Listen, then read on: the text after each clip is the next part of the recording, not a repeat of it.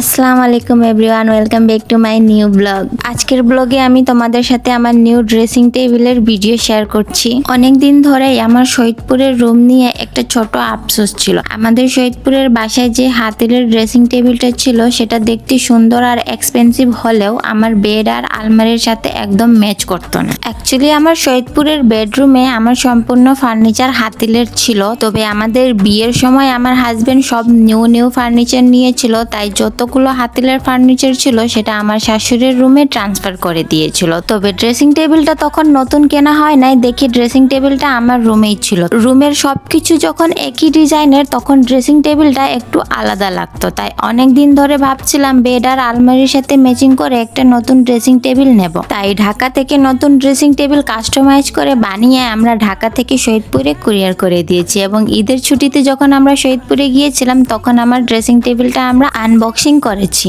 Dressing টেবিলটা ঢাকাতে courier সার্ভিসে দেওয়ার পর থেকেই অনেক ভয়ে ছিলাম আমরা দুইজনেই, কারণ পথে কোনো ড্যামেজ হয় নাকি সেটা নিয়ে চিন্তায় ছিলাম। তবে আলহামদুলিল্লাহ আনবক্সিং করার পর মনে সব ভয় চলে গিয়েছিল। আলহামদুলিল্লাহ আমাদের ড্রেসিং টেবিল কোনোভাবে ড্যামেজ হয়নি, খুব সেফলি সুন্দরভাবে আমাদের বাসায় পৌঁছে গিয়েছিল। খুব সুন্দর এবং নিরাপদভাবে প্যাকেজিং করা হয়েছিল যাতে পরিবহনের সময় কোনো সমস্যা না হয়। প্যাকেট খুলে যখন পুরো ড্রেসিং টেবিলটা দেখলাম তখন প্রথমে ইমপ্রেশন ছিল ওয়াও, আমার রুমের সাথে খুব সুন্দর এবং পারফেক্ট মানিয়েছে। তবে একটা প্রবলেম হয়েছিল, আমার বেড এবং আলমারির সাথে ড্রেসিং টেবিলের কালার একটু ডিসম্যাচ হয়ে গিয়েছিল। তবে কোনো ব্যাপার না, দেখতে কিন্তু খারাপ লাগছিল না। কেউ হঠাৎ করে আসলে বুঝতে পারবে না যে কালার একটু ডিসম্যাচ আছে, তবে খুব ভালোভাবে যদি গভীর করে নোট করে দেখে তখনই বুঝতে পারবে যে কালার একটু ডিসম্যাচ আছে। এই তো আমার ড্রেসিং টেবিলের ফাইনাল লুক। আমার কাছে তো খুবই ভালো লেগেছে, আমার পছন্দের ডিজাইন ছিল তাই